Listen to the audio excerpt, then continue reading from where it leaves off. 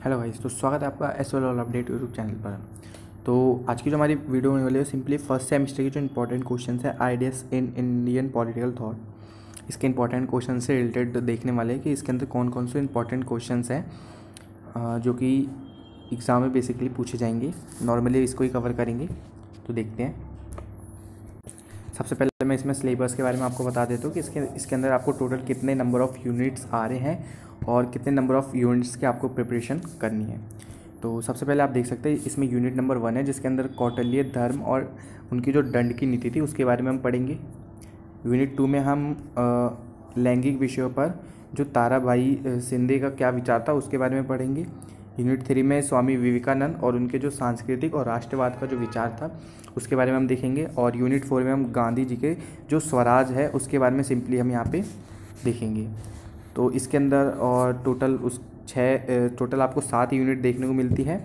And अगर मैं unit 5 की बात करूँ तो उसके अंदर हम डॉक्टर भीमराव अंबेडकर के सामाजिक जो न्याय थे उसके बारे में हम देखेंगे। एंड यूनिट 6 में हम वी.डी. सावरकर के द्वारा जो भी और यहाँ पे उनके द्वारा जो भी उनकी थिंकिंग थी पॉलिटिक्स के लिए, बहुत सारी चीज़ें हम यहाँ पे बेसिकली जानेंगे। और उसके बाद एकात्मक मानवतावाद, दीनदयाल उपाध्याय जी ने क्या कहा है एकात्मक मानवतावाद के विषय में।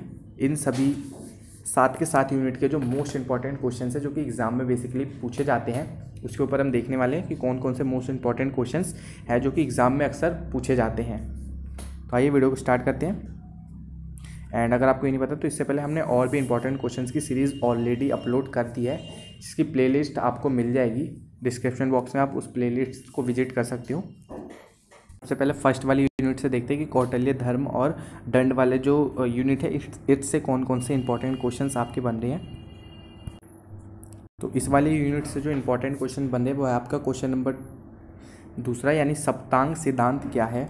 क्या आपको लगता है कि कौटिल्य के राज्य के सिद्धांत में राजा की महत्वपूर्ण भूमिका है, यानी सप्तांग सिद्धांत क्या उसके बारे में बताना है।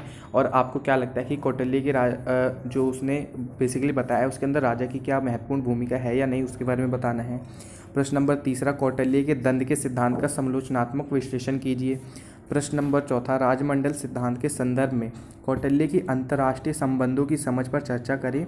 और क्या आपको लगता है कि यह समकालीन समय में प्रासंगिक है, टिप्पणी कीजिए। तो ये बेसिकली 3 क्वेश्चन है इसके अंदर जो इम्पॉर्टेंट है फर्स्ट वाली यूनिट के अंदर, जो कि है क्वेश्चन नंबर बेसिकली यहाँ पे क्वेश्चन नंबर 2, क्वेश्चन नंबर 3 और क्वेश्चन नंबर 4 इसके अंदर जो है इम्पॉर्टेंट है।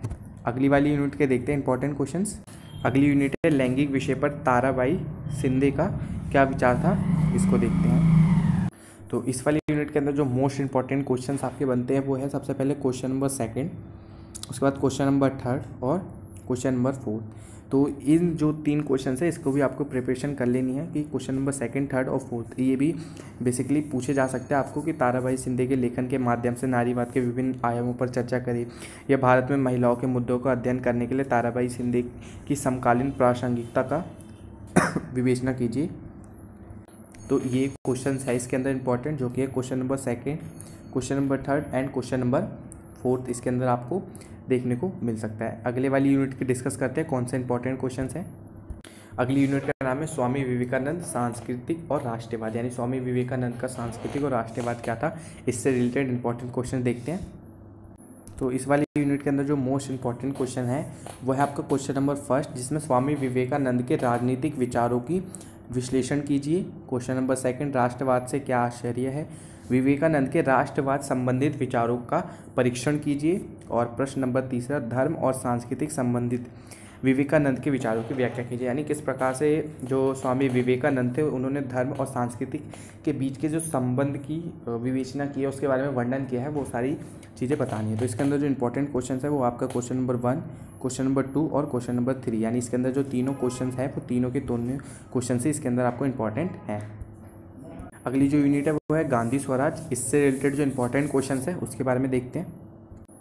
तो इस वाली यूनिट के जो इंपॉर्टेंट क्वेश्चंस हैं वो है आपका क्वेश्चन नंबर 1 कि स्वराज को परिभाषित कीजिए तथा स्वराज के विभिन्न आयामों की विवेचना कीजिए, यानी किस प्रकार से गांधी जी ने स्वराज को परिभाषित किया था और किस प्रकार से जो स्वराज के विभिन्न आयाम क्या क्या हैं उसके बारे में आपको इस क्वेश्चन के अंदर बताना है। यानी क्वेश्चन नंबर 1 कवर करना है आपको। क्वेश्चन नंबर 3, गांधी की स्वराज की अवधारणा का समालोचनात्मक परीक्षण कीजिए, यानी किस प्रकार से गांधी जी ने स्वराज की जो अवधारणा थी उसके बारे में क्या क्या बताया था, उसका समालोचनात्मक परीक्षण करना है या वर्णन करने के लिए भी इस तरीके से भी आपको क्वेश्चन बोल सकता है कि वर्णन करें।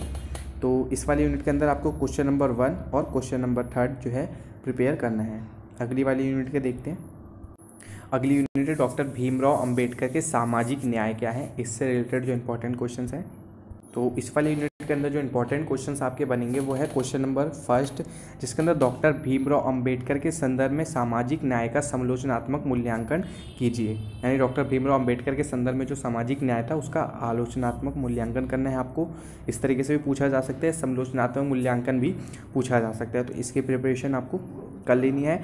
एंड उसके बाद आपको क्वेश्चन नंबर 3 की वर्तमान समय में सामाजिक न्याय की क्या प्रासंगिकता है उसके बारे में बताइए। और क्वेश्चन नंबर 4 जो है इंपॉर्टेंट है, ये बेसिकली क्वेश्चन नंबर 4 आपको जरूर देखने को मिल सकता है, जिसके अंदर आपको सिंपली इसके अंदर सामाजिक न्याय के सिद्धांत को व्यवहारिक रूप से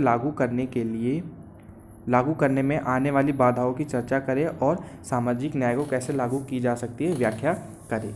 तो इसके अंदर जो इंपॉर्टेंट क्वेश्चंस आपके बनेंगे वो है क्वेश्चन नंबर 1, 3 और क्वेश्चन नंबर 4। तो इसकी प्रिपरेशन आपको यहाँ पे कर लेनी है। अगली वाली यूनिट के देखते हैं इंपॉर्टेंट। अगली यूनिट हमारा वीडी सावरकर के बारे में, इसके देते हैं इंपॉर्टेंट क्वेश्चंस कौन कौन से हमारे हैं। तो इस वाली यूनिट के अंदर जो इंपॉर्टेंट क्वेश्चन आपका बनेगा वो है क्वेश्चन नंबर 1 कि हिंदू राष्ट्रवाद पर सावरकर के विचारों का परीक्षण कीजिए। और क्वेश्चन नंबर 2 हिंदू राष्ट्रवाद को मजबूत करने में सामाजिक सुधार की भूमिका पर चर्चा कीजिए।